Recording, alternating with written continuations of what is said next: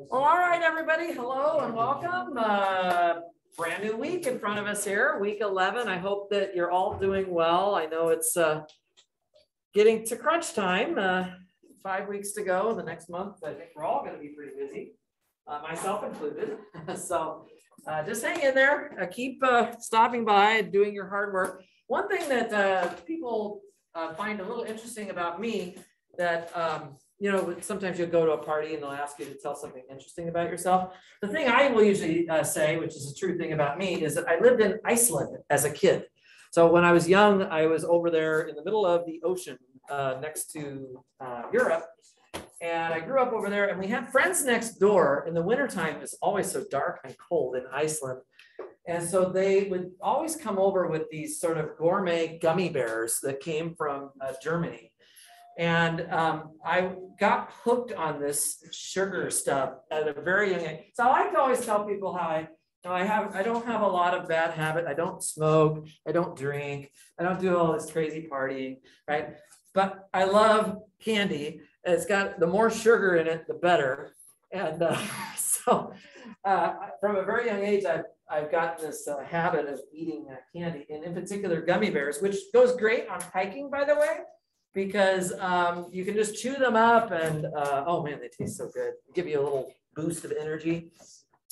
So I happened to get a whole bunch of bags of gummy bears recently on sale. And they are now currently sitting in my office. So as a little incentive to come to office hours, I am giving away gummy bears. Anytime you stop by, if you have questions, I would love to feed you and sort of satisfy your sweet tooth a little bit. But seriously, my reason for bringing that up was just to remind you guys again and again that I really do love talking to people in office hours. It's also fine to come into my Zoom office. A lot of people have been doing that as well. But I have noticed that some people come very regularly, and almost every week I see them stop by, and they always asking good questions. And then there's some other people who I just have not seen much at all. And I sometimes think that maybe I could help. Of course, if everything is fine, that's fine. Don't worry about it. But if you really feel like you could use a little extra help with the material, I just want to remind you that you're always welcome to come by my office, and either in Zoom or in person. And I will do everything I can to try to clear things up for you. As far as this week goes, we have an assignment due tonight. It's a pretty long one. So there's some problem. I'm going to do a few problems that people have put over here, and then I'm going to see if there's any other questions people want to have me do. And then the next assignment is currently scheduled for Friday, but I'm actually thinking of going on a little hiking trip, which would actually mean I couldn't have my Friday office hours. And so what I would probably end up doing is just moving the homework to next Monday instead. So we may have a whole week of a gap here after today, but today anyway, we're going to need to work pretty hard on this. And there's no reason not to start Friday's homework as soon as you have time to do it, because the sooner you learn it, the better off you're going to be, right? So that's about all I've got by way of sort of a recap or just a quick summary. By the way, my recap for the lecture is over here on the sideboard. I'm going to come back to this after I've addressed the section 6.4 part of the homework. So we just have a few loose ends from the work that we were doing in chapter 6 that I'd like to go over with you. I'm going to start with the very last problem in section 6.4 that is due tonight, and that is number 43. Okay, so let's take a look at this problem. And if you haven't even had a chance to like really do the problem yourself, it's all right. I'm going to talk you guys through this one. Okay, so here's what it says. If T is linear and one-to-one, can somebody remind me, what does one-to-one mean again? Kernel of T is 0, right? Okay, so if T is linear and one-to-one, then if you start with some vectors v1 through vk that are Li to begin with, what this problem is asking us to do is show that when we transform all of those vectors that were Li, the new set of vectors down here is still going to be Li. Okay. I have put this on multiple exams that I've given in Math 250B. I like this problem a lot because it actually requires us to go back and remember what linear independence actually means on a conceptual level. And it's just a nice problem. It puts together a lot of stuff we've been learning. One-to-one, the fact that T is linear. Remember, linear means what? It means that T respects addition and scalar multiplication. Exactly, right? So we're going to use that to show that it will preserve a linearly independent set. Okay, so I'm going to do the solution here. I guess I'll do this in blue. To show that a set of vectors is linearly independent. Like normally you put the vectors into the columns of a matrix and do some EROs and row reduce it and whatnot. But this problem isn't going to have a matrix in it at all because we don't have any numbers, we don't have any computations that we can do. We have to think back to what linear independence actually means on a conceptual level. A set of vectors is linearly independent if what? If whenever they somehow manage to cancel out in a linear combination, only the coefficients are 0. All of the coefficients of that linear combination have to be 0. Exactly right. So here's the way we're going to start this off. I'm going to assume that C1 times the first vector in my set that I'm working with here that I'm trying to show, which is T of V1, plus C2 times T of V2, and plus dot, dot, dot, plus CK times T of VK. I'm going to assume that that all cancels out to 0. Okay. And then can somebody remind me then, what am I going to try to show now? What do I need to show? I've got my linear combination of my vectors. It's canceling out. What do I need to show?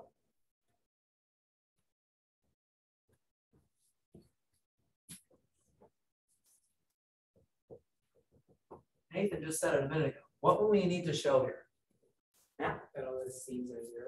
That all of the C's are 0. Exactly. Thank you. So we will show that C1 equals C2 equals dot, dot, dot, dot equals 0. That's what we need to show. Just kind of, that's not really part of my solution. I just want to have it on the side there so I keep track of that. Is everybody okay with the setup? We write down this linear combination, and our goal now is to show that those constants are all 0. Anything that we can do, guys, with the left side of this equation? Is there anything we can do on the left here?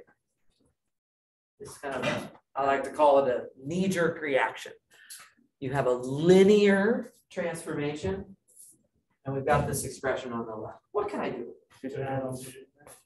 Right, I can take out the T. In other words, T respects this linear combination. It respects addition, and it respects scalar multiplication. So T will respect this entire linear combination. So let's write that down. Since T is linear, right? What I can do is I can pull the T all the way out. I can put the constants on the inside. I can put the plus signs on the inside. That's exactly how I'm going to approach it. And it's still equal to 0 on the right side. Okay. So now I have T of this entire linear combination. And it's canceling out to 0. What does that tell you about this vector that's in the parentheses? The transformation kills it, right? The transformation turns that vector into 0. Does that ring a bell? What does that tell you about the vector itself? In terms of where it lives? Null space. Null space is always something associated to a matrix. We don't have a matrix here, but you're on the right track. It lives in the kernel. Exactly. Remember the kernel of T? Those are the vectors that get killed by T. Exactly. So we can say thus, C1 times V1 plus C2 times V2 plus dot, dot, dot plus CK times VK, that lives in the kernel of T.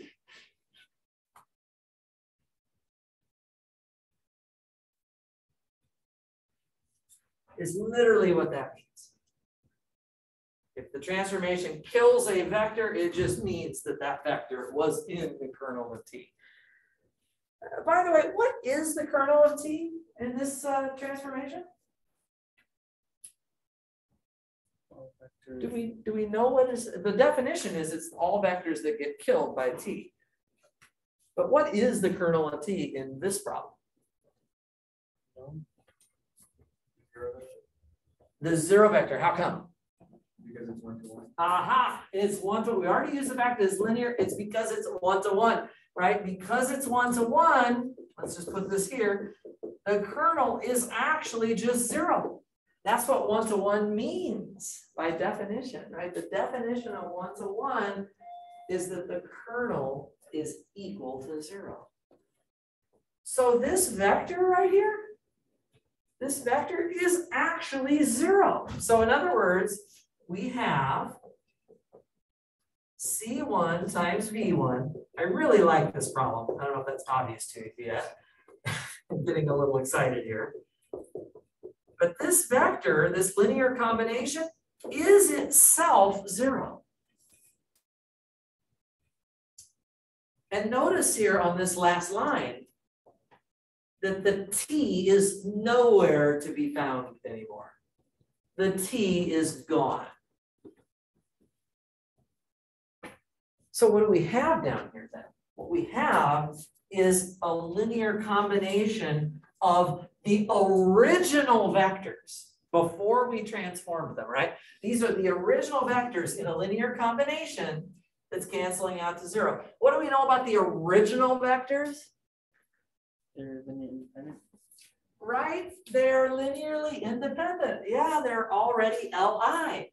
So if we run across a combination like this, maybe I'll just move over to the next board and just wrap this up. So since the vectors v1, v2, and ... up to vk, since that is Li already, right, we conclude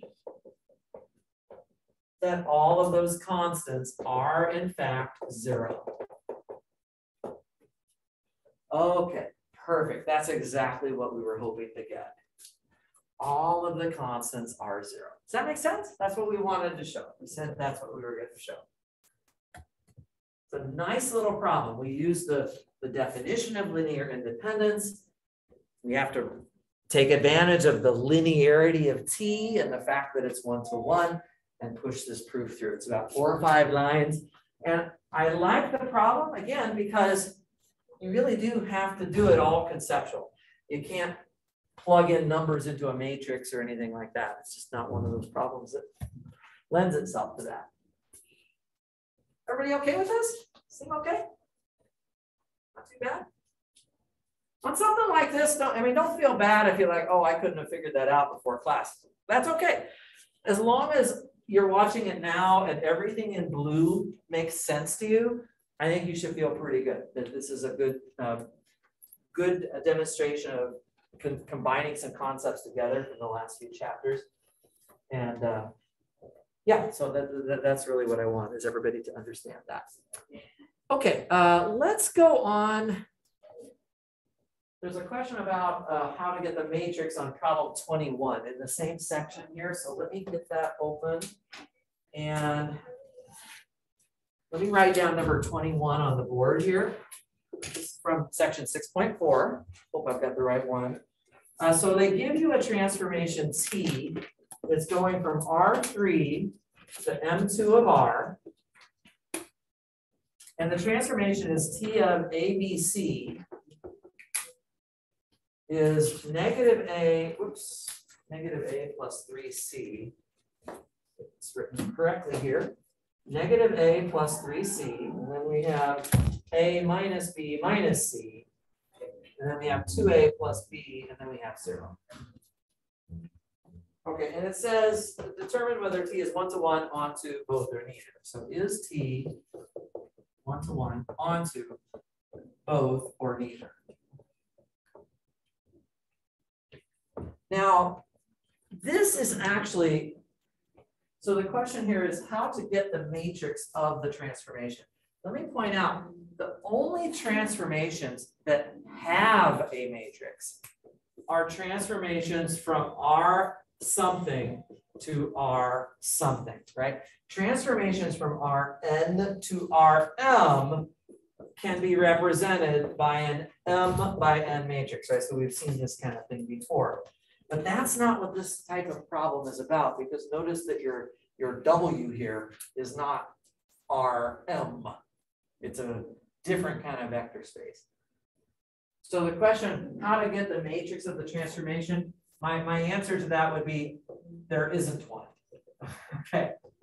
There isn't a matrix here that we can really work with. How do you get the inverse of the transformation? Well, let's go a little bit slower here. The first thing is we have to answer this question. Okay, so we have to answer the question, is it one-to-one, is it onto, is it both, or is it neither? And you remember when we were practicing with this last week, what was sort of the first thing that we would normally try to, or what was like the very first thing that we would want to look at? Check the dimensions. Right, check the dimensions of these spaces. So what is the dimension of V right here? 3. It's 3, and what is the dimension of M2 of R? 3. I think the dimension of M2 of R is 4. But the matrix it gave us. Okay, you can't be looking at what the matrix they gave you is. You have to just look at what is W. And W is M2 of R. So what you're basically observing actually is the fact that this transformation is not going to be onto, because the lower right corner of every matrix that comes out of this function will always have to be 0. You won't be able to hit matrices as outputs unless they have a 0 in the lower right corner. And in fact, we even said if V is smaller than W, then the transformation cannot be onto. And therefore it cannot be both. The only possibilities are that it might be one-to-one. And to check one-to-one, of course, we would use the kernel, right? So for the kernel, you know, you would end up setting this thing equal to the 0 vector, right? That's how we do the kernel. And we create an equation here, negative A plus 3C equals 0. And then A minus B minus C equals 0. And then 2A plus B equals 0. So we get a little system of equations. And our job is going to be to solve that system. And for that, I would recommend just using a matrix. Basically set it up as an augmented matrix and do EROs to it, right? I actually don't remember what the answer is here. Has anybody done this problem yet? Yeah. Does it actually? I got kernel equals 0. Did you get that it's all zeros? Yeah. I think that's, well, actually what I could do also, if I don't like doing EROs, I could take the determinant of the 3x3 coefficient matrix here, and that would also give me the answer. So if I do the determinant here, let's see, 0, 0, 3. Yeah, it's not going to be 0. So this is an invertible matrix. I will let you guys check the details of that. We've been doing that for a lot of weeks now, so I think I can get away with that. This tells me that my kernel is just 0, 0, 0. You don't Yes, John. You don't have to do EROs, right? Like you can just solve the system of equations like however you want, right? You can.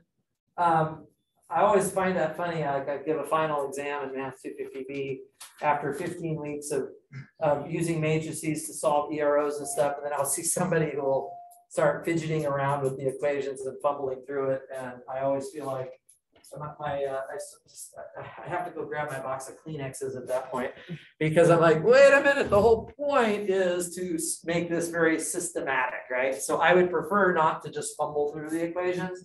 I prefer you to either use a matrix or to take the determinant. However, if you've already done it and you managed to sort it out, that's okay with me. In the future, I would prefer, so that I don't have to cry through my grading session. It's like super easy. What's that? If it's like super simple, is it okay? If it's super simple, it's okay. Yeah. I mean, honestly, this one, I don't know if I could do this one in my head. If I could do it in my head, then I'm a little more willing to say, okay, maybe somebody else could do the same thing, and then I could understand doing it that way. But if it's a little bit more complicated, it's probably better to use a matrix. But anyway, the point is, yeah, it is one-to-one because the kernel is, so this tells me then that the kernel of T is just 0. Exactly. That's 21. Does that make sense? So that means there's no inverse transformation. Right, so there is no inverse, right? So T inverse does not exist. In this case, it doesn't exist at all, and so there's nothing else we can do.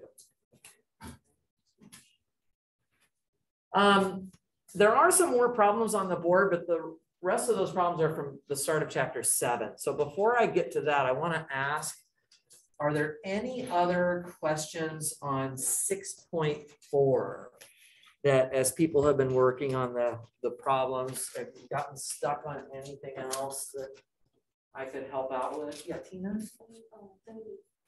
30?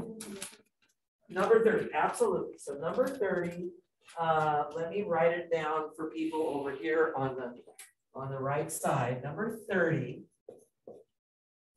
It says, let V be the subspace of P8 of R. So notice it's not all of P8 of R. It's just the subspace.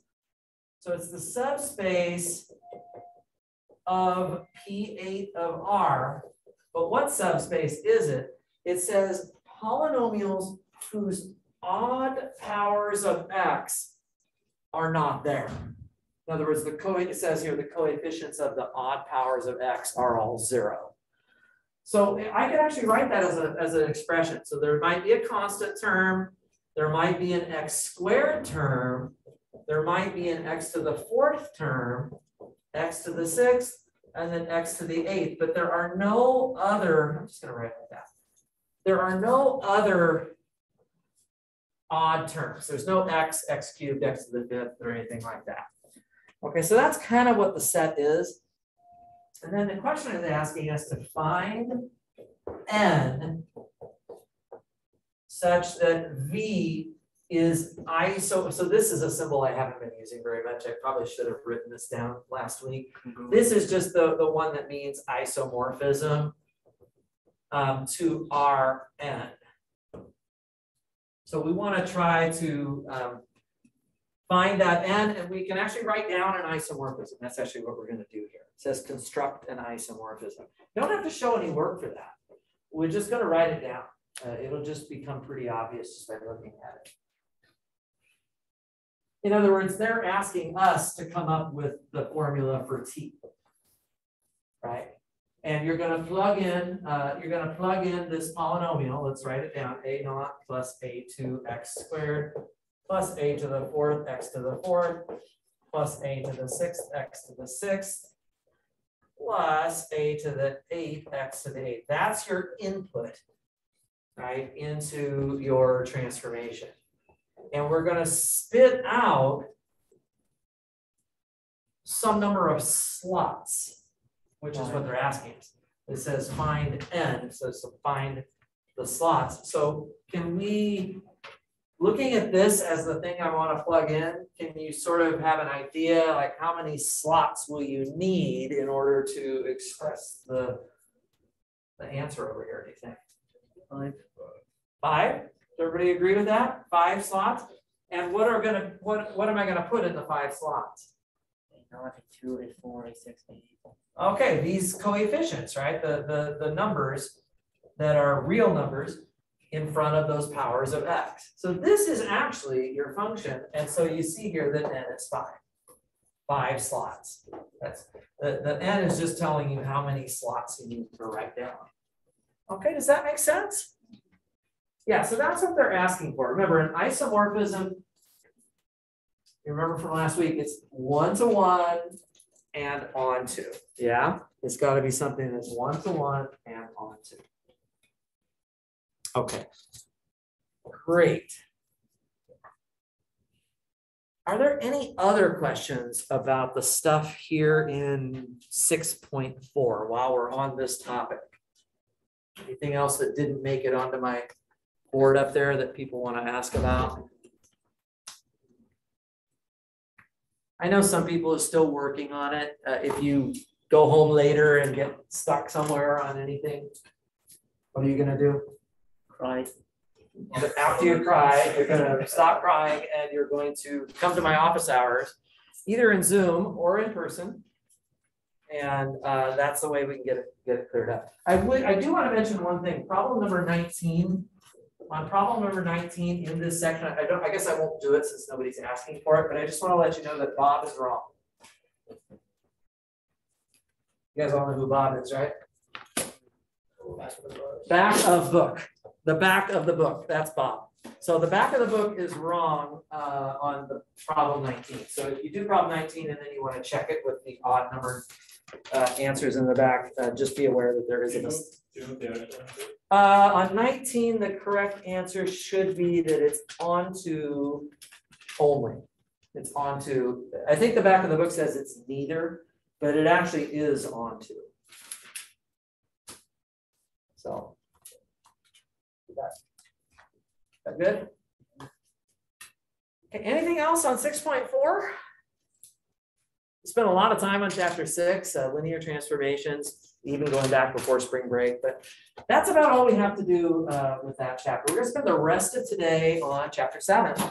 Last Wednesday, I started it, and I've got some of the highlights over here on the side. I think that's what I'd like to turn our attention to right now, is just my recap over here. Remember, throughout chapter 7, the matrices are all square size. And we were talking about these eigenvalue, eigenvector pairs. So I call these eigenpairs or E pairs here.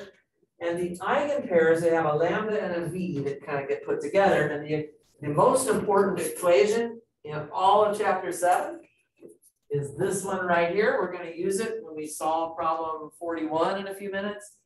Right? This is absolutely a very, very important equation. And we'll talk about what it means and the significance of this in just a little bit. But on Wednesday last week, I did give you some ideas about how to find the eigenvalues and eigenvectors that sort of go together, okay? And we did just one brief example. Of course, today we're going to do a lot more examples. The eigenvalues, well, to find those, you're going to take A minus lambda I and set the determinant of that equal to 0. So this chapter 7 is going to be determinants on steroids, because when we first learned determinants, it was just determinants of numbers. The matrix just had numbers in it. These matrices in chapter 7 are all going to have this lambda in those matrices. We're going to have to live with that. So you're going to see an equation. And I think I forgot on Wednesday to give the name of this. This is called the characteristic equation for the matrix. So you're going to set this determinant equal to 0 and solve for the lambdas, hopefully. Okay, yeah. Curious, why isn't that matrix invertible? Well, because the determinant is 0. Yeah, The determinant is 0, and so that's the reason that the matrix cannot be I invertible. was just asking how we know that though. Well, that goes back. So this equation came out of a derivation I did last week. I don't think I'm going to go through that whole thing again, but basically you start from here and you end up deriving this determinant equation and the fact that it has to be 0. So if you find an eigenvalue, then you'll know that this determinant is equal to 0. Yeah. And that equation is called the characteristic equation. We're going to talk about how to solve that equation a little bit today. For a 2x2 matrix, it's really easy, but today we're going to beef things up a little bit. We're going to do some larger matrices. Going hand in hand with the eigenvalues, guys, are the corresponding eigenvectors. Remember, these come as a pair. They go together as a pair. So the corresponding eigenvectors belong to the what? The null space of this matrix A minus lambda I right here. Now, the thing to keep in mind, guys, this matrix is what? Not invertible, right? The determinant is equal to 0, so the matrix is not invertible, which means that there had better be something in the null space. If you take the matrix A minus lambda I and you row reduce it and you get no free variables showing up, something's wrong. You have to get free variables, because if the matrix is not invertible, then when you do the EROs, you're gonna have to get a row of zeros somewhere, which means you're not gonna have pivots going all the way down the matrix in every single column. See what I'm saying? So that's actually a way to test yourself. Make sure that you got your lambdas correct. You better be able to come up with something in that null space. And whatever those vectors are, right, they form this eigenspace. This is the terminology for it. I wrote it last time as E sub lambda. And that's where the eigenvectors live. They make up that eigenspace. Okay? So we're going to be calculating eigenvalues and eigenvectors, finding these eigenpairs quite a bit here in chapter 7. It is absolutely critical that we get the lambdas correct. And that's why last time I mentioned a couple of fun facts. I wanted to write that down one more time here for you guys. Once you've sort of solved your characteristic equation here and you feel like you probably have your lambdas, it doesn't hurt to take a minute and just run them through the 2 fun facts and make sure that it seems to work. When you add up your lambdas, you better get the trace of the matrix. Okay, got to get the trace. And if you multiply all of your lambdas, you should get the determinant of your matrix. Okay, so if you check your determinant and check your trace, you can make sure your lambdas seem to obey those constraints there. Okay, so I just wanted to remind you about that.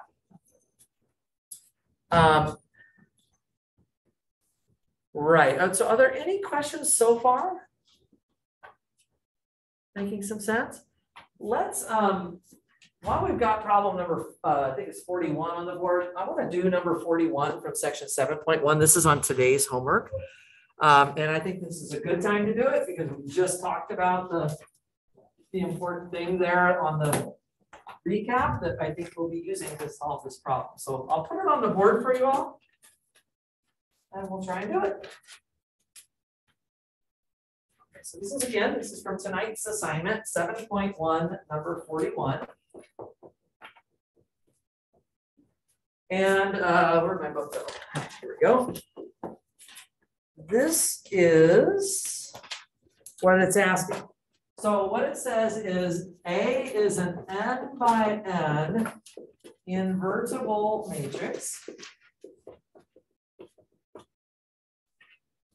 And then it says if lambda is an eigenvalue of capital A, prove that 1 over lambda is an eigenvalue of A inverse.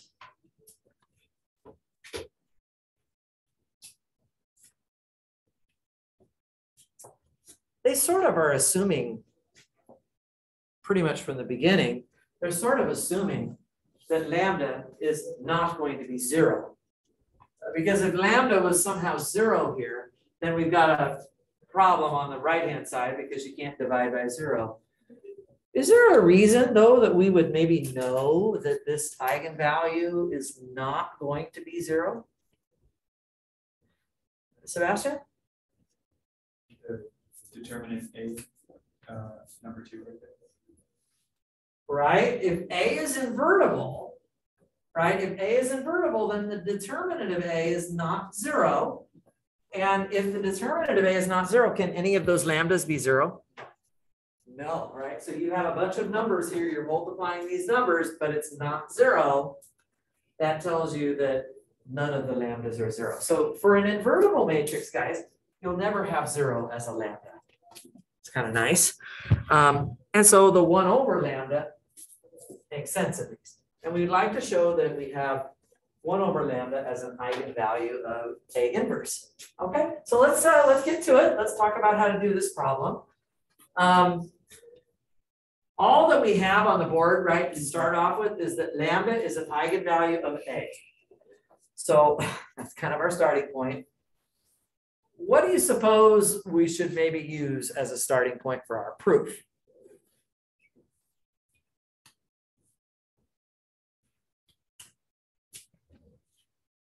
If lambda is an eigenvalue of A, of course, that means there's also an eigenvector, because they can't be isolated from each other. They come together as a package. So I know that there is an eigenvector V out there. So what could we start off with? Yeah, Josh. A times B equals lambda times A. The most important equation in chapter 7 right here. Exactly. I would start off with that, right? So we know, very good. So we know that A times V is equal to lambda times V. This would be for some eigenvector. I'll just remind you that eigenvectors can't be 0. By definition, they can't be 0. So we're going to just start with this equation, AV equals lambda V. Now, we would like to get a similar looking equation that has A inverse in it and that has 1 over lambda in it. So can we manipulate our way to getting that, Sebastian? Multiply A inverse to both sides and then divide the. Okay, we're going to manipulate this equation. What Sebastian suggested is that we multiply both sides by A inverse. So I'm going to do that right now, but I don't want you to write it down. I'm going to make a mistake on purpose. But we need to multiply by identity matrix first on the other side. Not necessarily. Not necessarily. We can multiply just by the A inverse, but I'm going to make a mistake on purpose, and I want to see who can catch me. So we're going to multiply. We're going to follow Sebastian's suggestion, and we're going to multiply through by A inverse on both sides. Don't write this down. Can somebody tell me what is wrong with going from here to here? Elias. It's the A and the A inverse on the left side. Okay, what's wrong with this? They don't cancel each other out because they're not next to each other. They're not next to each other, which is really what we needed. And in fact, does this even make sense?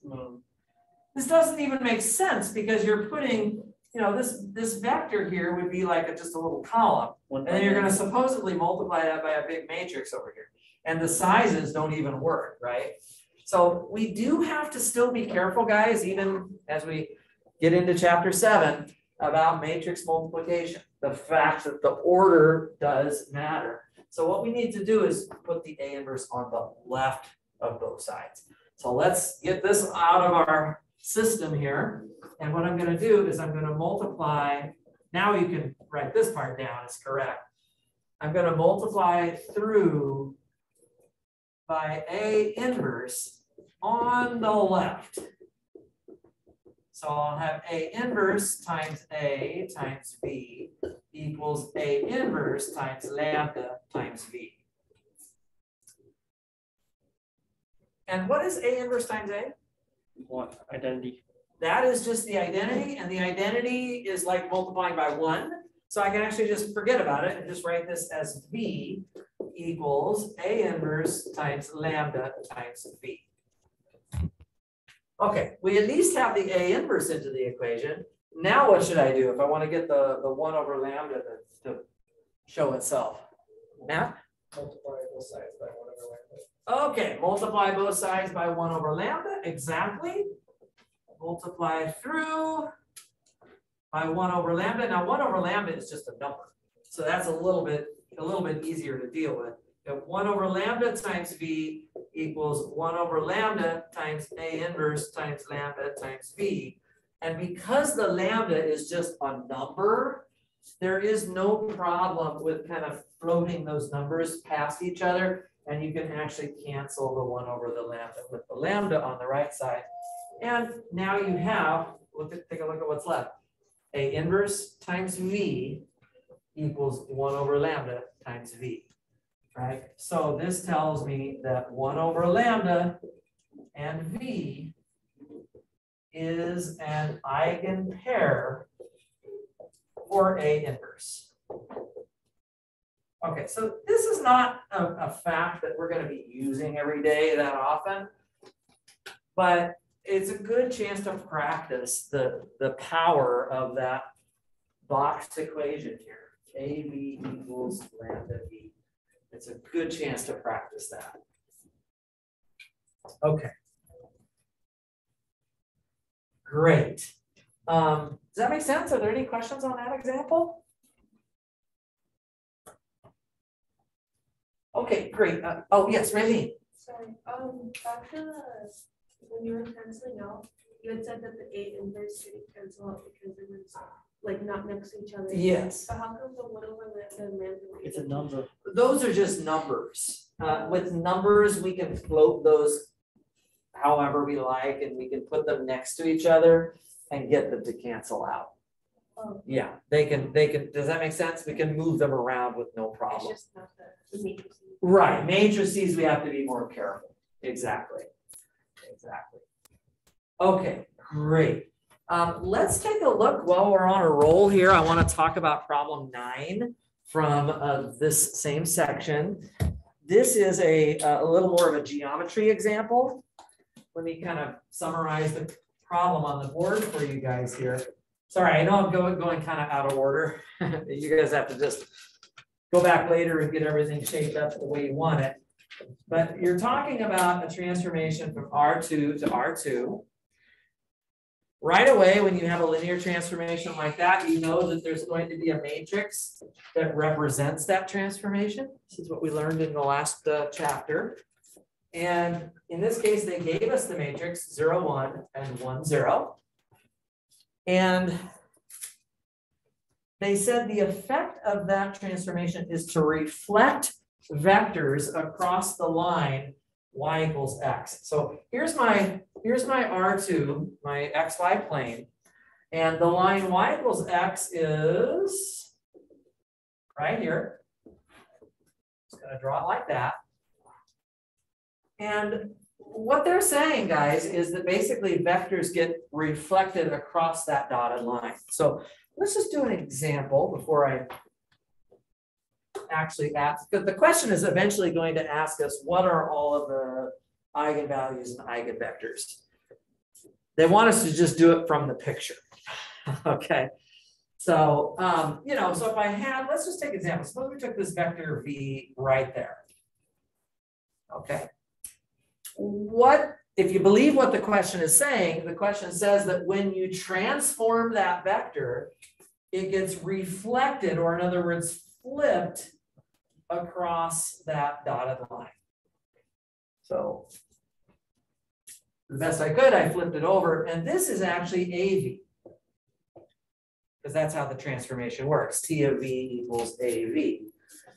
And my question for you guys at the moment, literally looking at this vector V that I drew right here, is it an eigenvector for the matrix?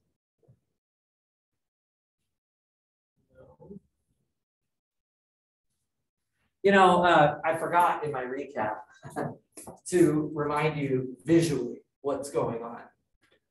If something is going to be an eigenvector, then when you multiply the matrix onto that eigenvector, the vector should just get stretched, right? It should actually just have some lambda scalar multiple. It's not going to turn the vector. It should not turn the vector. And this vector clearly did get turned. If I started with, let's say I took this vector here, this is W maybe, and I flip that across the line, well, that's also going to get turned. There's AW. That's also not an eigenvector.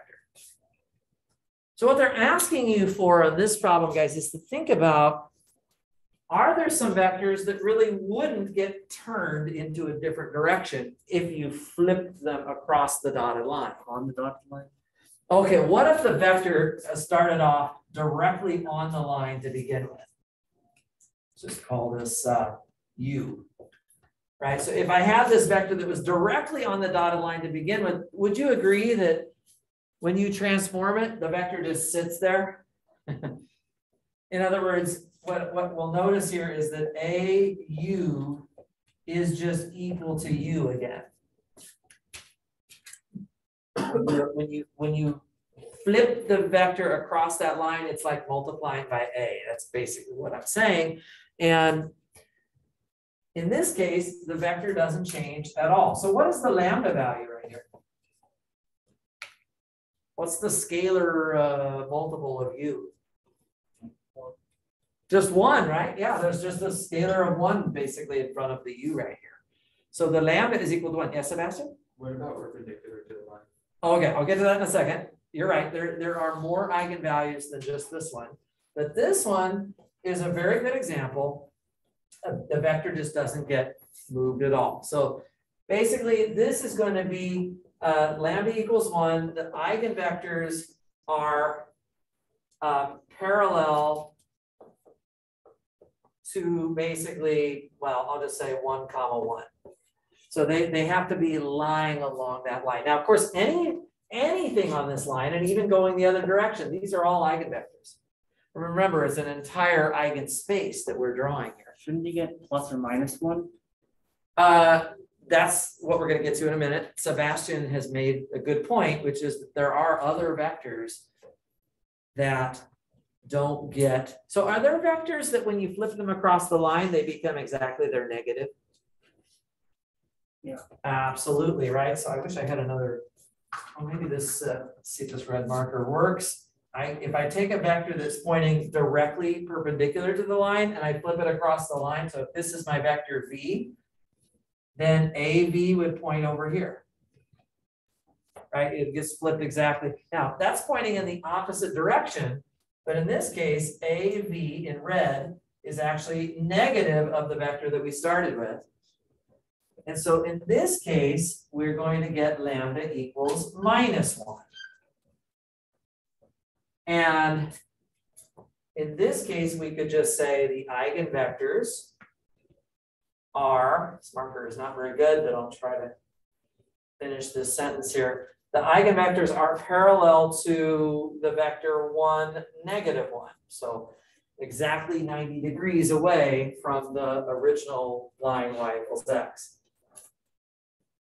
Okay, so there's actually 2 eigenvalues there. Actually, if you do your determinant of a minus lambda I, you can figure these 2 lambdas out. It's not like you have to do it from the picture, but it's nice to have these visual examples to understand what's really going on. Does this make sense? Are we okay with that problem? Glad I don't know who put that on the board, but I'm glad that it ended up on the board. There was another one I could also just mention. There's a true false item that's also sort of a geometric problem. I think it's part E. And this is the one that, again, they have a matrix here, 0. Oh, actually, I'm sorry, they didn't actually give the matrix. They just simply said that a T, this is one of the true false items in the beginning of chapter 7. They just said that T is a 90-degree rotation. They just kind of described it in words. And then they said, is it true or false that there will be no real eigenvalues? So again, let's just talk about this one as long as I've got it up here now, right? If we start with a vector, let's say that's V, right? Then what they're saying is that the transformed vector over here, which is going to be AV, is just 90 degrees. It's been turned 90, it's been rotated. It's a 90-degree rotation. Or if I start with this vector, if this is V, then when I rotate it 90 degrees, this is AV, right? So you're rotating the vectors around. Are there going to be any vectors that simply get stretched? No. They're all turning, aren't they? Every single one of them is turning and pointing in a different direction that doesn't line up with the original direction. In other words, there are no real eigenvectors. But there's something about this that bothers me. So another, sorry, the item, the true false item says, is it true or false that A has no real eigenvalues? And that is true. So there's no real eigenvectors and there's also no real eigenvalues. None of the vectors are going to stay in the same direction when they get rotated, right? They're all going to change direction. And so this is true. The answer to this problem is that it is true that there are no real eigenvalues. Is everybody with me on that? But I have a problem because I know that there's a 2 by 2 matrix here. And I know that I can subtract lambda off of the main diagonal, and I know that I can take the determinant, and I know that there'll be a quadratic equation there, and then I'll be able to solve for the lambdas. So how can you tell me there's no eigenvalues when I know I can go through the process of the characteristic equation over there? Hold on a second. I want to give people a chance to ponder that. In other words, there actually are lambdas that we can get. But what do we know about them? Okay, you want to tell me so badly. Go ahead. They have to be imaginary because that's the only solution to lambda. That's exactly right. The lambdas are actually, it's not that there are no eigenvalues and eigenvectors, it's just that they are imaginary. You guys like imaginary numbers? I hope so. The last part of the semester, we're going to see a lot of imaginary numbers, just to warn you. There is actually an appendix in our book that does a quick review of kind of how I works, these imaginary numbers and so on. And it's a place to go to if you need to, because imaginary numbers, unfortunately, they are going to be part of what we're going to be doing. So, okay, great. Any questions so far about anything else on the homework for today? I know that was kind of a long assignment. If you're still working on it and things come up later on, just let me know. I'll be glad to help you out. In the meantime, I would like to do another example of, did you guys all get a chance to go back and fill in those 5 minutes of notes? I might have forgotten. There was a 2 by 2 example that I had done, or I had started on Wednesday last week, and I kind of ran out of time at the end, and I said, oh, you should just go back and fill in those notes, and I kind of gave you a video link. If you forgot to do that, it's never too late. You can still go back and do that, but I'm just going to take a new example, okay?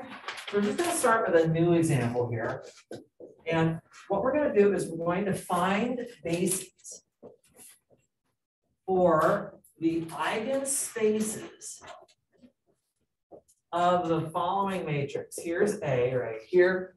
It's going to be 2, -13, and then 1 and 6. We'll do one more 2 by 2 example today, and then I'll move on and we'll do some 3 by 3 examples after we take a break. Okay, so here's our matrix.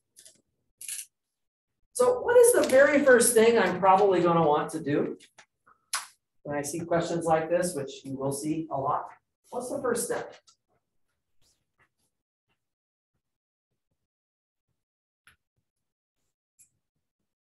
If you need to, go back and review, flip back in your notes, the thing we did on that example at the very end of class last Wednesday. We have a little 2 by 2 matrix, and we want to figure out the eigenspaces. In other words, we want to figure out those E sub lambdas that are over here. These are these null spaces. So what do I have to find before I can do all this stuff? What's the very first thing? Finding lambda. I have to find my lambdas, right?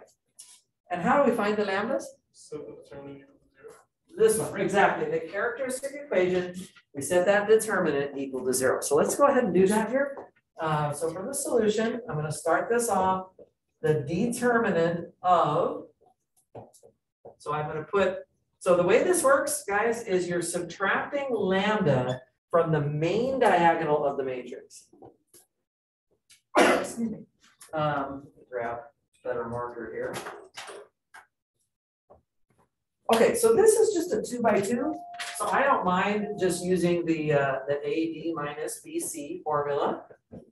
So AD and then minus BC would be actually plus 13 in this case.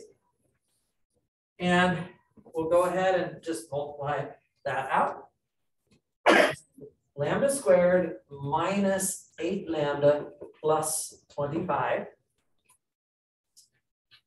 And that's our quadratic equation. And I will sometimes sit in on our teacher credential program interviews where the students come in to be quizzed about quadratic equations. And I will always be the one on the panel who asks the student, does that factor?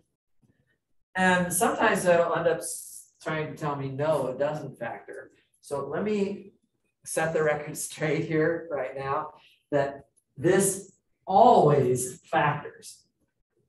It might not factor nicely. I might not be able to break it down into two beautiful terms here, but it always factors. I'm going to try to set this equal to 0, of course, right? And I want to find the lambdas that solve that characteristic equation. So if I don't know how to factor it nicely, how could I come up with the lambdas? Complete the square. Yeah, I would use the quadratic equation, which actually is derived from completing the square. Exactly, we can just use the quadratic equation, right? So here you go. We're going to use the quadratic equation. Remember how that works? Negative b, which in this case would be an 8, plus or minus the square root of b squared, which is 64, minus 4ac, which means minus 4 times 1 times 25, all over 2a. Okay, and we can now simplify that. 8 over 2 is just 4. And then we have plus or minus. Ooh, look what just happened right here. 64 minus 100. We end up with a negative number under the radical. That's exactly what I was just alluding to. Square root of negative 36. What is the square root of negative 36? 6i. It's 6i, right? So basically the square root of 36 is 6, but then because there's a negative, you have to throw the I in there. So it's actually 6i, but I'm going to go ahead and divide by 2 already, so the 6 crashes down into a 3. So you'll end up with 4 plus or minus 3i. Okay, so with that in mind, let's come over to the other board and start finding the eigenspaces. There's a lot to learn from this example, guys, so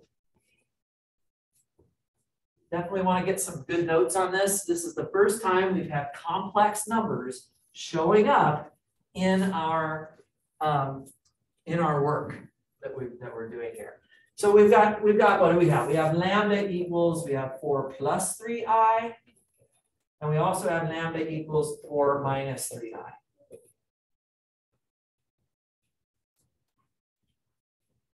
Before I go any further, is there maybe something that would be a good idea for me to do just to make sure that I'm not making any mistakes up to this point?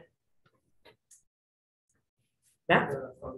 The fun facts, exactly. Once we think we have our lambdas, it's not a bad idea to add them up and make sure that it gives us the trace. And it's not a bad idea to multiply them and make sure that it gives us the determinant. So the trace is just 2 plus 6. When I say trace, right, we're just adding the main diagonal. It's 8. What do we get when we add these lambdas together? 4 plus 3i plus 4 minus 3i is 8. Okay? And then what about when we multiply those lambdas? I'm going to use a little scratch space here. If we multiply the 2 lambdas together, right? And I just FOIL this out. 4 times 4 is 16. Minus 12i and plus 12i cancels. And I have minus 9i squared. Well, I squared is negative 1, so we get 25. And if you do the determinant of this matrix, 12 minus negative 13 is actually a positive 25. Okay, so these lambdas are at least, passing the checks of the fun facts, right? So that's good. Guys, if your lambdas are wrong, you're going to be miserable, right? It's going to be a horrible situation because you're not going to be able to get any eigenvectors, and then you're going to be confused about what's going on. So it is really important to get these things right. Okay. So far, everybody with me? All right, the next thing I want to do now is go to each one of these eigenvalues and try to find the corresponding eigenvectors. Okay? I really need people to focus in on this because this is, there's a lot of little tricks I'm going to give you right now that you're going to love the tricks. You're going to hate the fact that I didn't show them to you sooner. So the first thing we need to do is, so what is the matrix? A minus lambda I. Let's be super careful with that. I'm going to subtract 4 plus 3i from the main diagonal of the matrix. So here's the matrix right here. I'm going to subtract 4 plus 3i from that guy and from that guy. The other two numbers, we leave those alone, right? So I'm going to subtract 4 plus 3i. I should get, let's draw this nice and big. I should get -2 minus 3i. And then I'm going to get -13. And then I get a 1. And then in the bottom right corner, it should be 2 minus 3i. So you have to be really careful. Is everybody with me on this? I'm subtracting 4 plus 3i from the main diagonal. Now, does that look like fun to do EROs with? You know, whenever you're doing null spaces, of course, now you want to, you know, row reduce it, set up free variables, solve it by back substitution, and on, the same stuff we've been doing many, many times. It's not looking like it's such a nice, fun thing to do right now because of the way that the imaginary number is in the matrix. So this is where we want to make sure that we remember the theory. Concepts are important. Take a look. The determinant of that matrix is 0, right? This matrix is not invertible. What that means is that if you were to do EROs, which by the way, we're not going to, if you were to do EROs, you would get a row of zeros. In other words, what it would be, so here's a case that would be really obvious. If we had this matrix and I said, okay, let's solve it, you'd say, yeah, the second row is just a multiple of the first row. It's going to get zeroed out and I can circle my pivot and move on. This matrix does not look as nice, but the same theory has to hold. Namely, that these two rows are actually multiples of each other. They don't look like they are, but they are. It's just that the I is kind of hiding that from you. This imaginary number is kind of throwing everything out of whack. But those two rows have to be multiples of each other. So guess what, guys? I'm going to cross off a row. Just like here, I crossed off a row. Up here, I'm going to cross off a row. Which row do I cross off? Your choice. It's your choice. It makes no difference. I could have crossed off the first row here instead of the second row. That would have been fine. So just cross off a row. And so let's just say we're going to use the second row only. So I'm trusting the theory that this matrix is not invertible and that when I do EROs, that will become clear because we'll get a row of zeros. Everybody all right with that? Now, we're still not real happy about this because this is, even just this is not really a bargain. X plus 2 minus 3i times y is equal to 0. We're supposed to solve that. Of course, we've got our pivot around the x variable. So what we could do here is we could say y is free. So y would be equal to t, and then we could back substitute and solve it for x. X would be the negative. I keep writing the same thing. Sorry. X would be negative of 2 minus 3i times t. And then we would bust out the variable and we would get our basis. So our basis for E sub lambda equals 4 plus 3i. I'm going to write it right here, guys. Here it is in these braces. I'm going to write down my basis for this eigenspace.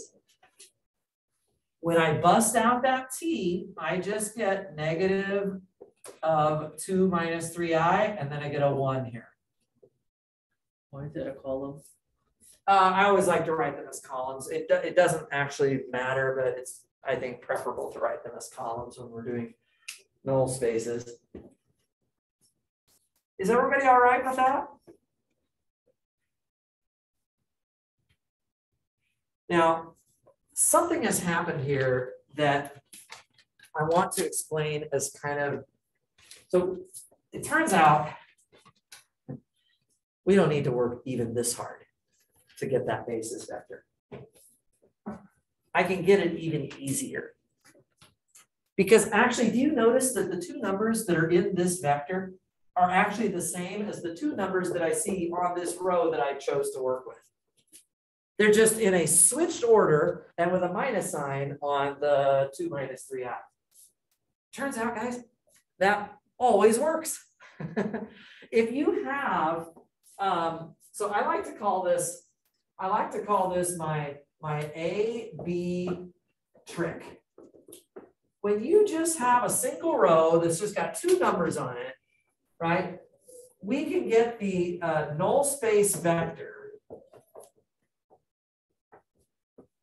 just by doing exactly the trick that I just mentioned, which is that you can take the two numbers, the A and the B, switch the order. So notice that I'm putting the 2 minus 3i first and then the 1 second, and then change the B to a negative. It turns out you don't have to change the B. You can change the A instead. If you want, you could do B and negative A. So the days of introducing free variables, busting them out, and writing my vector are kind of behind us, at least for 2 by 2 matrices where we're doing null spaces. Do you see what's going on? Basically, here's what you have. You have this equation. And all I'm saying is, oh, you can solve it by putting negative A for X, or sorry, negative B for X and A for Y. And that's how this vector is formed right here. So Elias, was that your question? Or if not, I can try and answer your question. No, I was just gonna ask, let's say if it was a 3 by 3 matrix, do we cross out 2? Oh, it's amazing that you asked that, because 2 hours ago in my first class, I got exactly that same question, and it's a really good question. What about a 3 by 3 matrix? We're gonna do, after we take a break, we're gonna do some 3 by 3 examples, and what we're gonna find is that you cannot always cross off 2 rows. Sometimes you can only cross off 1 row. You're guaranteed to be able to cross off 1 row. But this trick is really just for 2 variables anyway. So for a 3 by 3, this isn't quite so helpful. Yeah. Okay, so guys, are we good on this? Got our basis for the first eigenvalue? We really didn't have to do any EROs. We just crossed off a row of the matrix, and then we did this A-B switch trick. Just that easy. Yes, yes, yes, yes, yes, yes. Okay, great. Now, how about the other lambda? The other lambda, let's go back to my blue marker here. I'm going to do this really quick, guys. For the other lambda, which was 4 minus 3i, it turns out, this is also some good news, we don't have to work for this either. We can go straight to the basis. I'm going to show you how. A basis for the other eigenspace, or minus 3i. What we do here, guys, what we do is we simply conjugate everything inside the of this vector. Do you know what I mean when I say conjugated? The A plus bi, we change to A minus bi. So you notice here we had the 4 plus 3i. The new eigenvalue is 4 minus 3i.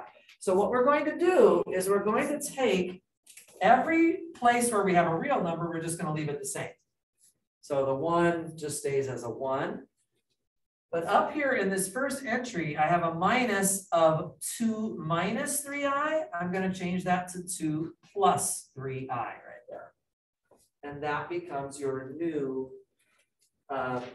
basis for your new eigenvalue. So let me actually write that as a theorem here, and then we're going to take a break. So just as a quick little, like, what did I just do right there? I'm not proving this, I'm just stating that this will work, and here is the theorem. A little theorem here that I'm not going to prove. It's kind of just a technical result for a moment. So if lambda, which is A plus BI, is an eigenvalue of A with eigenvector, let's call it V, and let's assume that it is of this form here. So this is an eigenvector of the form R plus SI. That's what I have right here. I have a real and an imaginary part to this vector.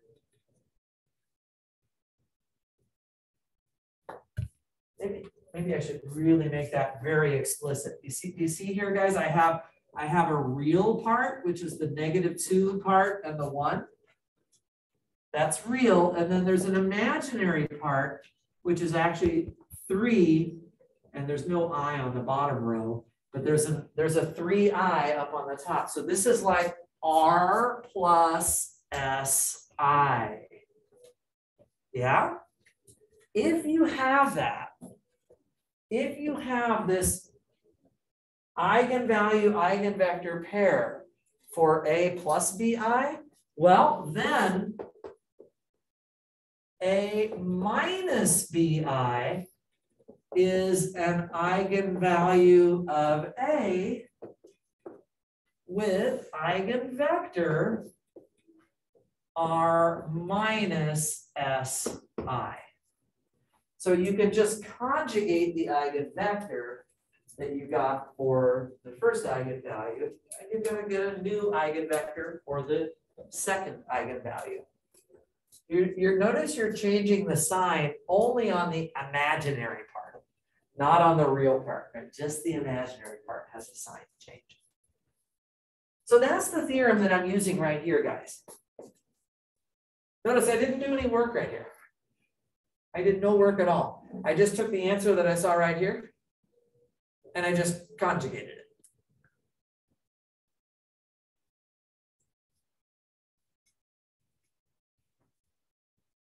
You guys actually don't look that happy. What I'm trying to do here is save you a null space, right? Nobody wants to do these null spaces, right? So if we just do the null space for A plus BI, which is what I did up here in black, then the blue stuff, I just write it down. I don't have to start over and do another new null space. I could if I really wanted to, but this is a shortcut.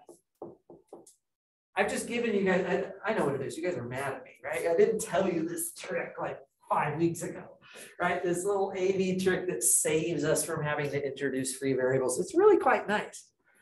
So there's a couple little tricks on this board that I was just trying to illustrate with this little example. And yes, we are going to have to get used to eigenvalues and eigenvectors that are complex numbers. There's just no real way around that. Any questions at all about what's up here? I know that went by kind of quick, but I just want to keep things moving. Everybody good? Okay, let's take a break. Let's try and make it an efficient break and try to get back here at about 3:20. It's currently about 3:13. So take 7 minutes, run down the hall to the restroom if you need to, or outside for a quick little bit of fresh air. I know it's getting warm in here. Get some water, whatever you need to do, and we'll talk again in a few minutes.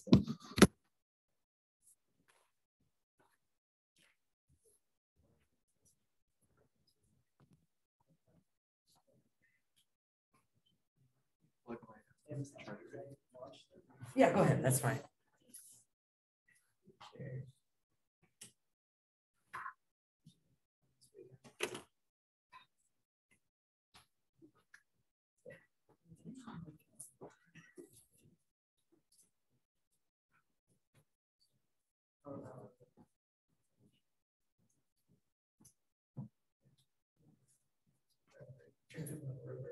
That's changed once.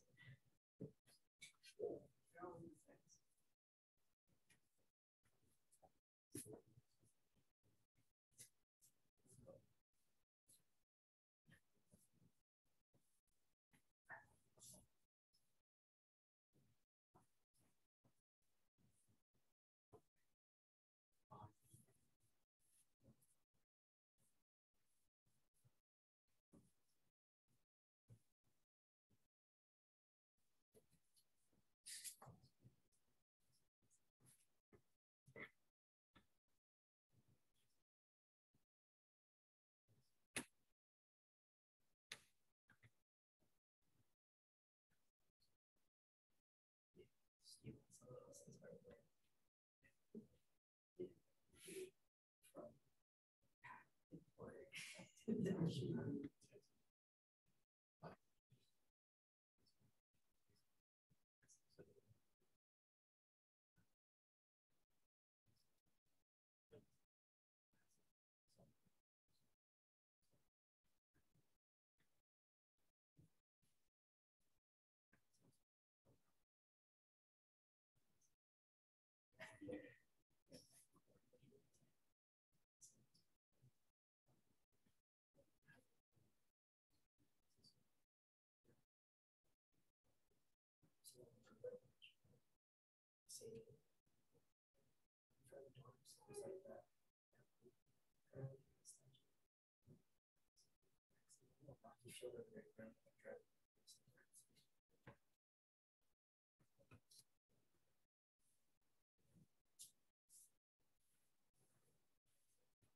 really don't know what they watch on TV next door.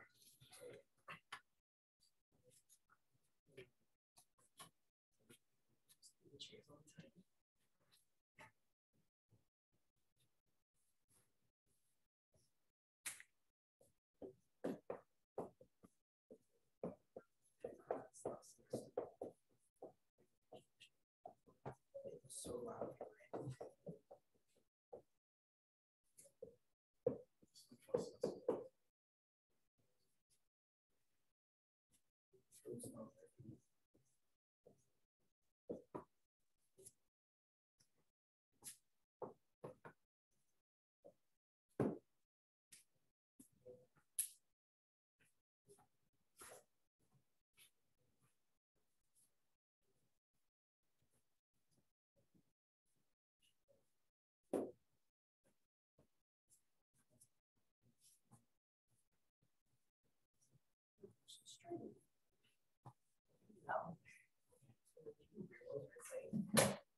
It's too like 15 minutes to try and understand what he's trying to tell you. You're like, I don't know.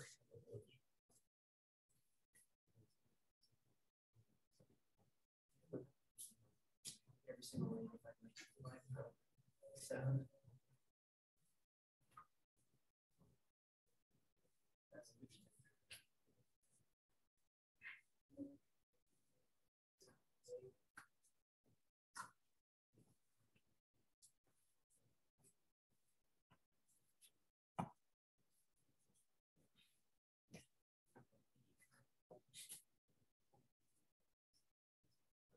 Use Python for all of these. Always use Python.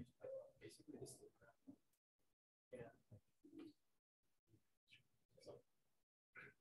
It's just oh, it's literally like a okay.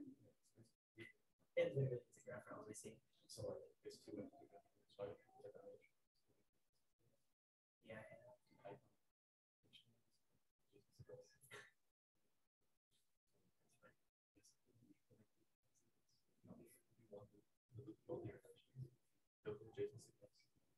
Literally matrix.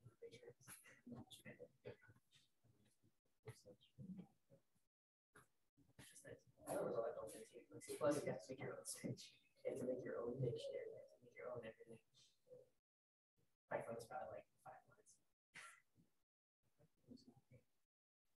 Did you have, was it timed at all? I think it was like 3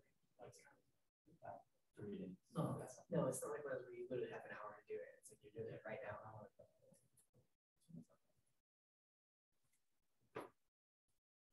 Right, but I had been staring at it for like an hour. Like you probably have.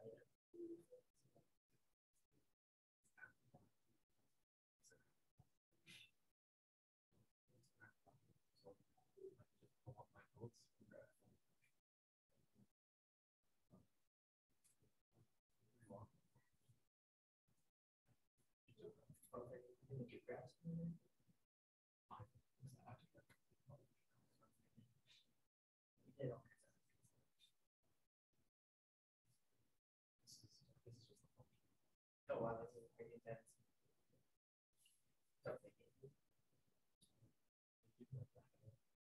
Oh, then it's just your code here. Yeah, it's one code. So I didn't want to. They didn't get like it's not C, so I just kind of read it.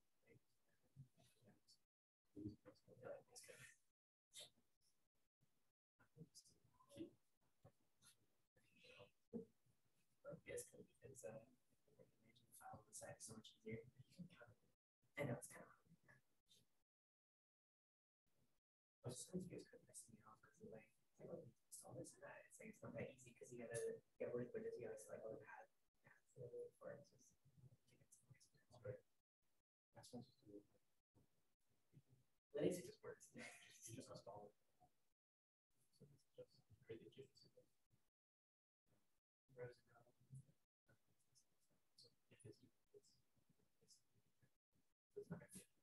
Did you actually talk to a person first, or they just like email it? So I thought that's those that Is it person? They're like, oh, I just talked to it. like your first interview? I'm like, I'm gonna call this guy. I don't know if like set up the interview. He's like, no, let's do it right now. I'm like, okay.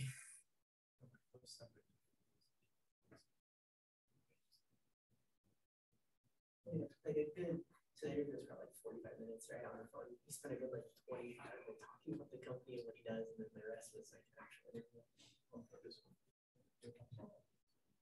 Yeah, it's also easier like if they kind of talk with you instead of like at you, you know.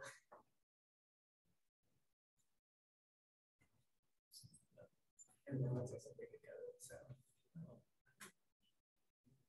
you know, he's beginning to.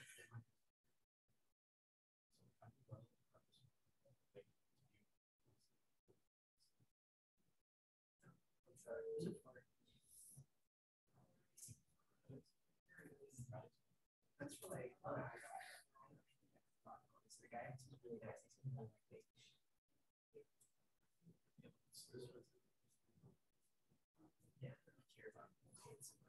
Yeah, that was something, you know.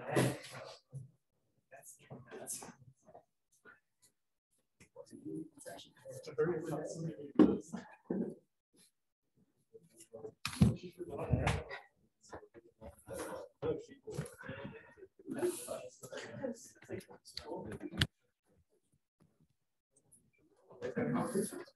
All right, guys, why don't we go ahead and try to get our heads back in what we're doing. Did anybody have any questions about what we've said so far today? There's been a lot coming past us here. We are going to finish the day today with 2 examples of 3x3 problems. These matrices are 3x3, but I'm going to do the same thing. I would like to find bases for these eigenspaces. And there will be a few little differences from the 2x2.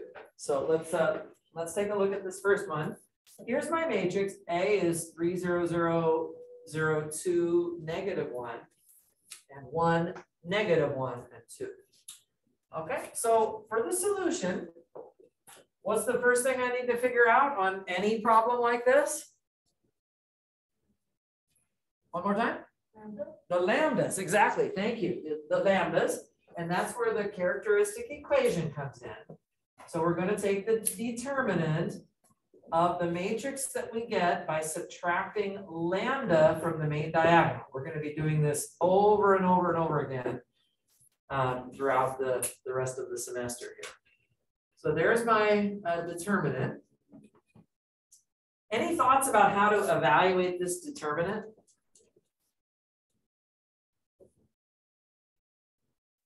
Now, back in chapter 3, we learned something called the arrow method, right?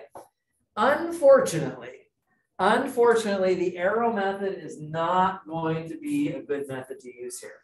The reason is that if you do the arrow method on this, you're going to end up with some expression that has lambda cubed in it, and you're going to be trying to factor it. Remember on that example before the break, we were able to use the quadratic formula to factor to get the lambdas? Unfortunately, we don't have a nice formula for the roots of a cubic equation. This is why I wanted to do a 3x3 example, because we can't really just get the roots that easily. So is there another way besides the arrow method that anybody remembers for doing determinants? Cofactors.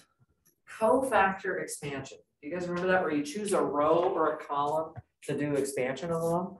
Is there a row or a column here that looks like it might be favorable for us? First row. First row, exactly. So that's actually what I'm going to do. I'm going to expand row 1. So when I expand row 1, I get 3 minus lambda times, and then I'm going to use some bigger brackets here and do this is the 2 by 2 submatrix right here, right? So I do the determinant of this 2 by 2 submatrix. It's 2 minus lambda times 2 minus lambda and then minus 1.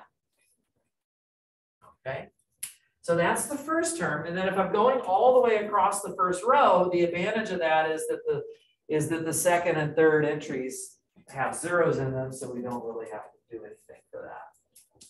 Okay, so this is the cofactor expansion using the first row. Just to reiterate here, guys, it's not always going to be the first row that you're going to be using. Okay.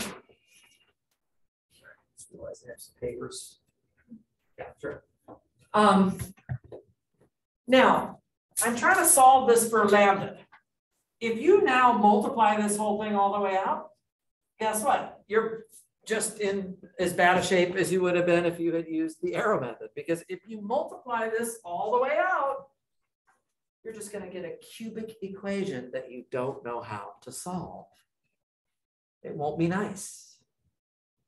We don't want it multiplied out, do we? We want it factored. We want the opposite of multiplying it out. We want it factored so that we can pick off the lambdas just by looking at it. So guys, do not multiply this out, right?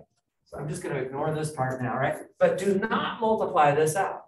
What we want to do instead, guys, leave this 3 minus lambda factored out.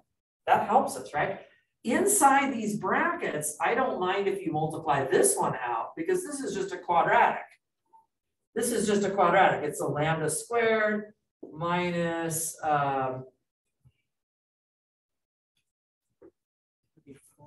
minus 4 lambda plus 3. Yeah, that's right. Minus 4 lambda and plus 3. And that I can factor now, right? So this is 3 minus lambda, and then I have lambda minus 3 times lambda minus 1. This is the way you want it. And you want to get it fully factored. And of course, ultimately we're going to be setting that equal to 0 to find our lambdas. So what are my lambdas here? 3 minus 3 and 1. 3. Careful. What? So the lambda for this one is 3. What's the lambda for this one? Also 3. Also 3. And the last lambda is 1. 1. Exactly. Those are my lambdas. Now, guys, I need to say something very important here.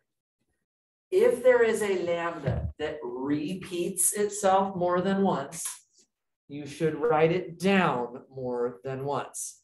Okay, so we want to keep track of these repeats. And one of the reasons is because we probably want to check the fun facts. The trace of this matrix up here, if I add the main diagonal, 3 plus 2 plus 2, that's 7. Well, if I don't write down the repeats, then I'm not going to get 7 down here when I add these up. So it's important to keep track of those repeats. The other thing I want to state right now, I'm going to explain it a little bit more in a moment, but what I want to state is always work on repeat lambdas first. So what that means is that, okay, I've got my lambdas, and now I want to go find the corresponding eigen spaces, right? In theory, it just says find bases for the eigenspaces. It doesn't tell you what order to do them in, but for reasons that I'm going to show you by the end of class today, you want to start with the ones that repeat, if there are any repeats. So that means I'm going to do the lambda equals 3 first. And then I'll do the other lambda second. With me? Okay, let's do this. I'm going to try and go somewhat quickly through this. We have to find a null space. I'm going to subtract 3 from the main diagonal of the matrix. So I go back to the original matrix and I subtract 3 from the main diagonal. remember that this matrix cannot be invertible. In other words, you have to be able to cross off a row. And in this case, I can cross off the first row. Somebody asked me before the break, well, can I cross off more than one row? And the answer is not necessarily. And here you can kind of see the bottom row needs to stay and the second row needs to stay. I'm being really sloppy about pivots and EROs right now, but you can kind of get the drift here. Okay, but at this point, I've got my X, my Y, and my Z, and I just want to set these things up. Just want to solve this thing. Okay, so again, guys, I'm going to go really pretty fast. We've been doing these since chapter 2. You just have to solve this by back substitution. So the Z variable is free. I'm going to call that T for a moment. And then if you look at the second row here, what is this? The second row basically tells you that Y plus Z is 0. The Y and the Z can, in other words, well, minus Y minus Z is 0. So if you solve for Y, it's just negative of Z. So you just put negative T here for Y. And then if you go to the other equation, which in this case I wrote it on the bottom here, X minus Y minus Z equals 0, then I can see that X is just equal to Y plus Z, which actually would just be 0 if you add Y and Z together. Okay, so we do that. Now we bust out our variable and we get our basis. Basis for E sub lambda equals 3. When I bust out the T, I just get left with my basis vector, which is 0, negative 1, and 1. Okay.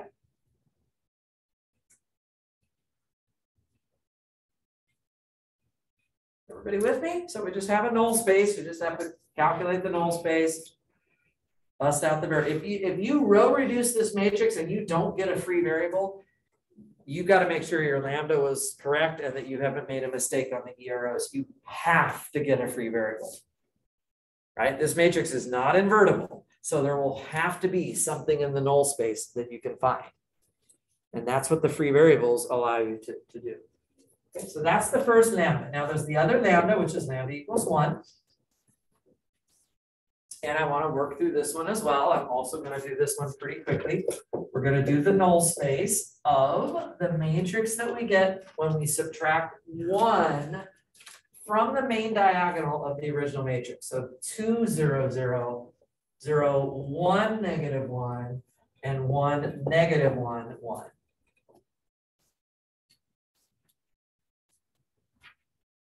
Does everybody understand how I'm getting these matrices? I'm just taking the original matrix and subtracting off of the main diagonal whatever the lambda was. Okay, great. Now, we know that this matrix is not invertible. In this case, it's not so obvious what we should do, but we know that we can cross off a row, because if we do EROs, right, you will have to get, if you do EROs, you will have to get a row of zeros. Let's just cross off that bottom row. I can circle pivots in the first 2 columns again. And now I've got, again, Z as a free variable. Y minus Z is 0. So that actually means that Y is equal to Z this time. And what is X?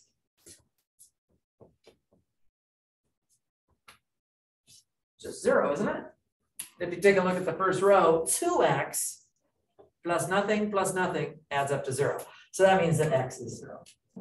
Okay, so we bust out the T, we come over here and we write down our basis. The basis for E sub lambda equals 1. When I bust the T out of that, I just get 0, 1, 1. So there's your basis there.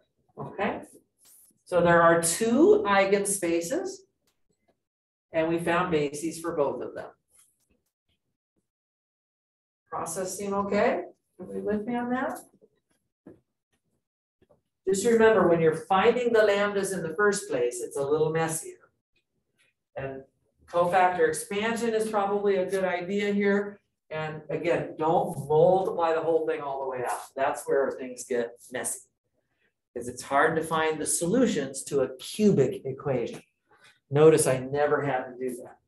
because of the way I worked out the arithmetic here, I never had to actually solve a cubic equation. Okay, I want to do one more example of a 3x3 so that I can compare it with the one that we just did. If everybody's okay, I'll move on, but I don't want to go too fast. If people are wanting to ask a question here, I'm happy to take a look at that.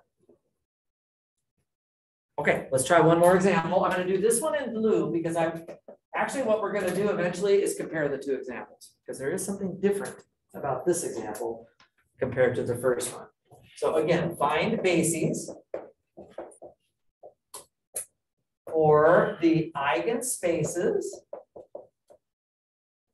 of the matrix. And this time I'm actually going to use a capital B this time, just so I have a different letter to keep straight my two examples. So here is the matrix B. It's 2, -5, 5, 0, 3, -1, and 0, -1, 3. Okay, so try this one next.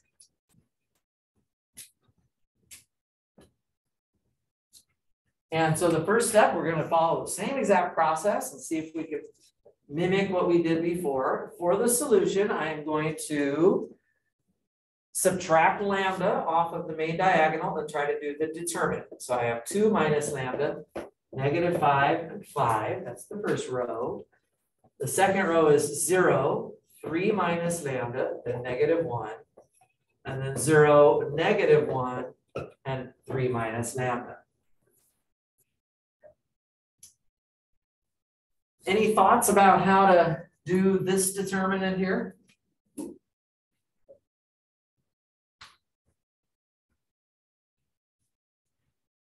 Also cofactor expansion with the first column. Okay, yeah, a cofactor expansion as opposed to the arrow method would be preferred so that we don't end up with a cubic equation that we don't know how to factor. It's better to do cofactor expansion. Guys, for some reason, when I've taught the class in the past, I've had people assuming it has to be the first row that the cofactor expansion goes along, and that's not the case, right? It could be any row or column. And Nathan has noticed the zeros in the first column. So I'm going to expand column 1 this time. Let's expand column 1. And what I have is a 2 minus lambda. And then the 2 by 2 matrix in the lower right corner would be 3 minus lambda times 3 minus lambda, and then -1. And that's the whole determinant. We have, a -0 and a +0 on the rest of that column. Okay, fantastic. Do I want to multiply this all the way out? No, I want to keep it as factored as I can. So I'll leave the 2 minus lambda out in front. The part that's in the brackets, I'm going to multiply that much of it out as a quadratic. So I'll get lambda squared minus 6 lambda plus 8. 24. Yeah, so this factors nicely. So we have 2 minus lambda, and then this is going to factor as lambda minus 2 and lambda minus 4. And that is what we are ready to set equal to 0 at this point. Okay, so again, we managed to get this factored without ever having to multiply it all the way out. That's definitely what you'd prefer to do. So what are my lambdas here? 2, 2, and 4. Great, 2, 2, and 4. And that's correct, and you can check the fun facts on that if you want to, but I'll let you do that on your own. These are the correct lambdas. So which of these lambdas am I going to start with first? 2. The one that's repeated, if there are any, there's not always going to be a repeat, but if there are repeat lambdas, start with those. So we'll start with lambda equals 2. Okay, I'm going to do a null space here. I subtract 2 off of the main diagonal of the matrix B. So that's what I'm going to do right now. There's what we're going to end up with. Subtracting 2 off of the main diagonal. Now, what do you notice about that matrix? We know that it's not invertible. It's never going to be invertible, right? So that means we're going to have to be able to cross off a row. But what do you actually notice that we can do in this case? Sebastian? 2 rows could be crossed out? We can cross off 2 rows, exactly right. Because actually all 3 of these rows are actually just multiples of each other. So we can actually, I don't really like the 5s, let's get rid of that row. And I can actually cross off a 2nd row here. I'll just go ahead and cross off the 1st row and the 2nd row. And so the only row that I'm really paying any attention to now is the bottom row. And if I think about my x, y, and my z to do my null space this time, how many free variables do I have? Just 1. Well, 2 actually.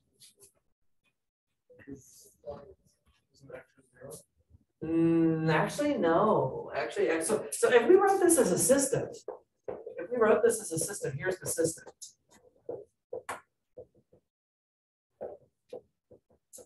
There's my equivalent linear system. Is there anything here that talks about x? That's a free variable. Nothing talks about x. Is actually a free variable. And you can see there's no pivot there. So x is actually free. And what's the other free variable that we have? Z. The z is also free. I'm going to call that one t. And then, of course, I got to figure out what y is. And you can see I could use, oh, did I screw this up?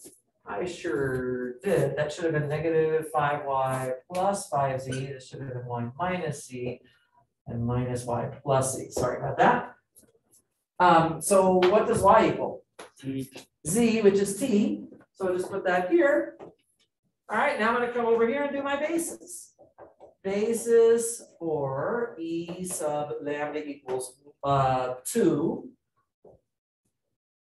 And this time, because I've got 2 variables to bust out, I'm going to get 2 vectors. When I bust out the R, I get 1, 0, 0. And when I bust out the T, I get 0, 1, 1.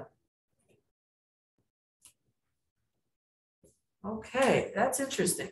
So this time we got 2 vectors out of one of our eigenvalues. It's the first time that's happened, actually. In fact, that we've seen that happen. Just to very quickly wrap up the other lambda here, for lambda equals 4, would you like me to show it all the way out, or you want me to just tell you what the basis is? Show. All the way out. All the way out. Okay, I will do that. So I'm going to subtract 4 from the main diagonal. I usually like to write the word null space here. So I subtract 4 from the main diagonal, and I'm going to get exactly this matrix. Subtracting 4, that's what it is. And I know that I have to be able to cross off a row. I'm going to cross off the bottom row because it's the same as the middle row. And then I can kind of circle my pivots here.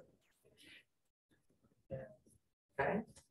And of course I have C, which is a free variable. That's the third column is oriented with C. So that's free. I'll call it T. And then I have to solve by back substitution for Y. Y is going to be negative T. And then I got to solve for X. So we have negative 2X minus 5Y plus 5Z equals 0. That's the first row. The first row of the matrix gives me that equation. And I want to solve that for X. And I believe when you do that, I'm going to let you guys check that part of it. I believe that that is just 5T. So the math should be, let me just check my notes here. That's what I have in my notes. So I'm hoping, yeah, that looks correct. Okay, so I'll go ahead and bust out my variable there and get my basis. This is my basis for E sub lambda equals 4. And so I have, when I bust out the T, I just get 5, negative 1, and 1.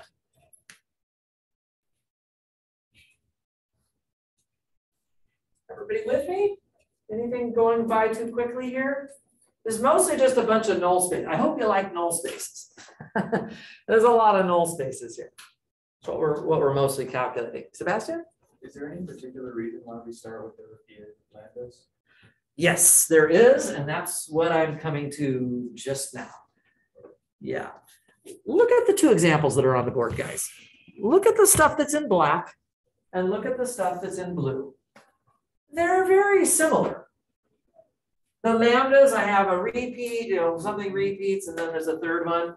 Over here, same thing, something repeats, and then there's a third one. We do all of the eigenspace bases.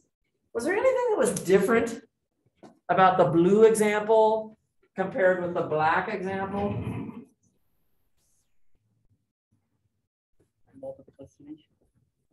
The basis here has two things in it.